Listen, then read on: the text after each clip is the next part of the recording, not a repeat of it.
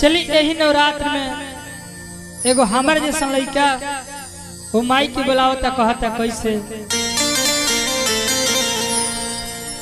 कि झुलुआ झुलाई बन मिया अरे डढ़ावा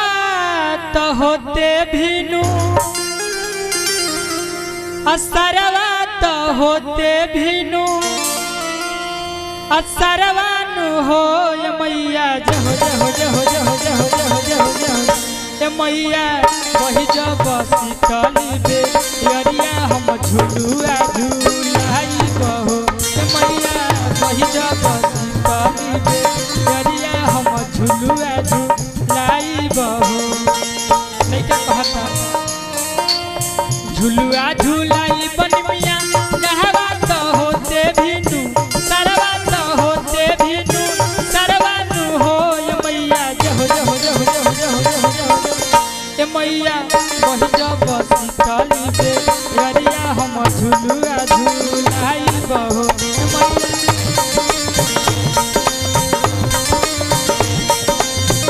ये मैया वही जब शीतली बे यरिया हम झुलुआ झुलाई बहो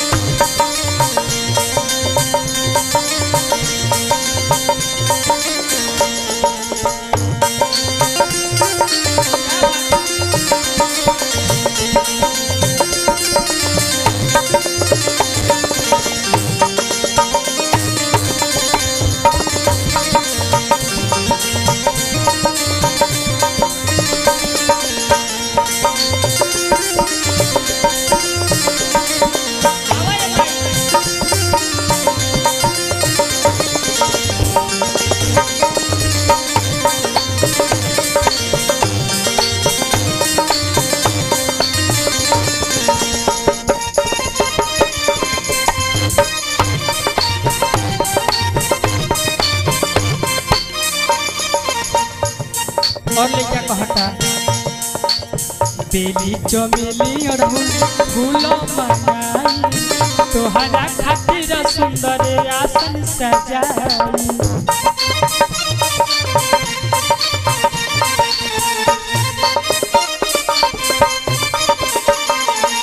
ए माई हो बेली चमेली और फूल मंगाई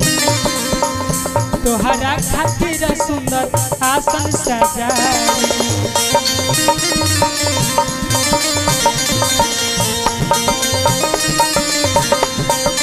और कहता लइका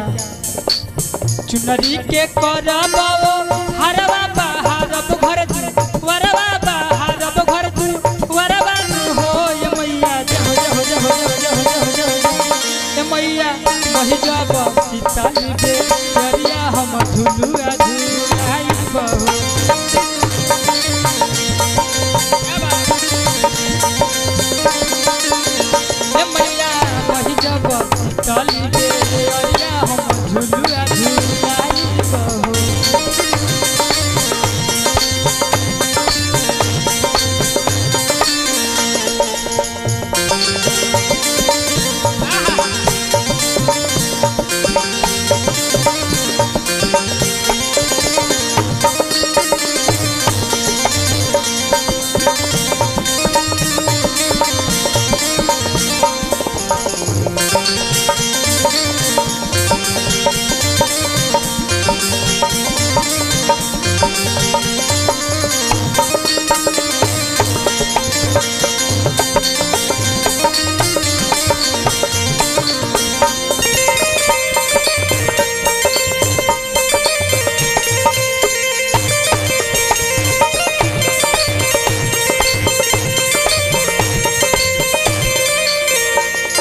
कहता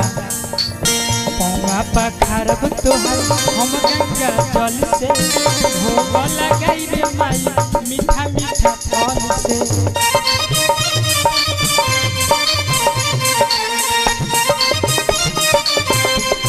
ए माई हो पौवा पखारब तोहर हम गंगा जल से भोग लगाई तोहर मीठा मीठा फल के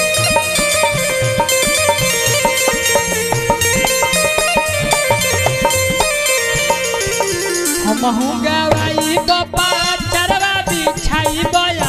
चरवा बिछाई बया चरवा नु हो ये मैया